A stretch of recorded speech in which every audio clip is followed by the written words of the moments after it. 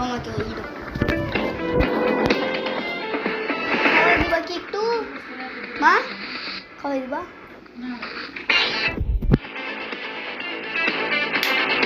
তো hello guys আমি 300 আবারও ব্যাক করলাম আমার ওই আর দুই আমার ওই মোবাইল নষ্ট হওয়াতে আমি এই মোবাইলে গেম প্লে করছি আর এখন আমার ইউটিউব চ্যানেল আছে ইউটিউব চ্যানেল কি করবো তো থাকুন আমার সাথে